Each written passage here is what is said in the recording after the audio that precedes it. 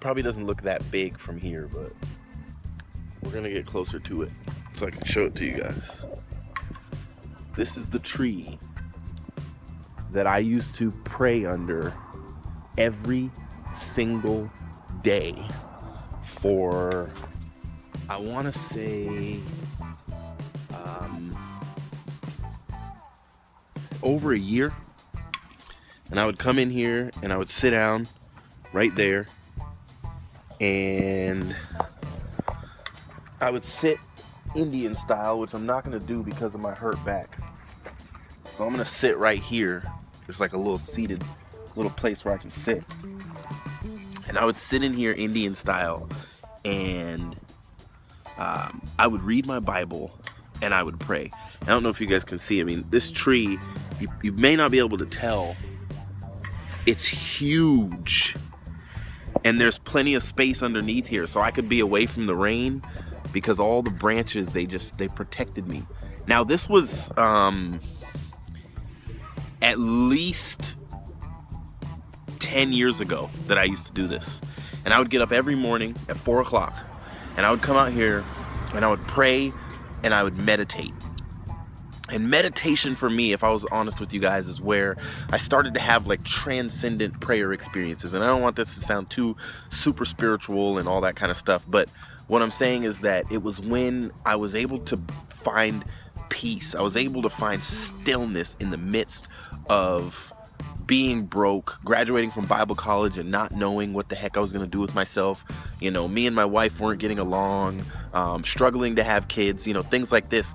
This was my sanctuary. And I would come to this tree and I would say, Ulai Elohim Nathan Shalom, which meant peace be with you. I would talk to the tree. The reason I'm telling you guys all this is because Jesus has this transcendent experience in the 9th chapter of Luke, and he's praying. He goes up on a mountain to pray, and then it says in the midst of his prayer, his face started to glow. And then Elijah and Moses just showed up like, yo, what up? They joined the party in the midst of his prayer. Christians can have experiences like that. And what I want to tell you guys, if you've never meditated or never looked up meditation or never looked into meditation, do it. It is not as hard as it sounds. Like, it's difficult to get started because in our technology-driven, fast-paced world, being still, you know, my first couple of meditations, it was really about counting my breath. Just as I inhaled and exhaled with my eyes closed, counting my breath.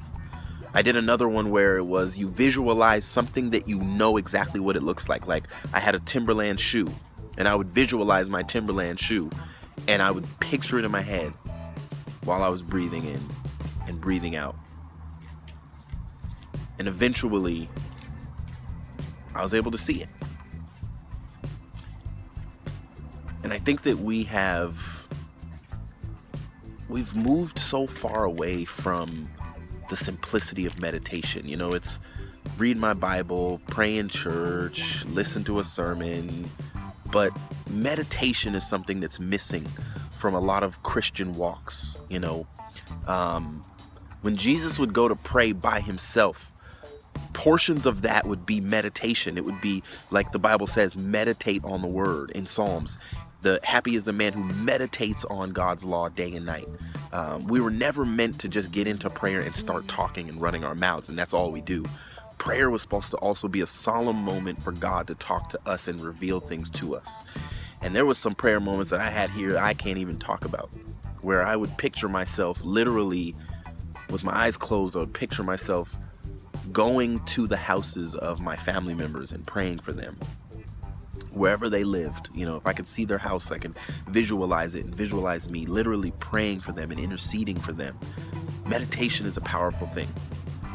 And the transcendent experience Jesus had is not supposed to be limited to him. The Bible says that we would do greater works than him. So find a place if you have to, and pray and meditate. I'll see you guys tomorrow for Luke 10.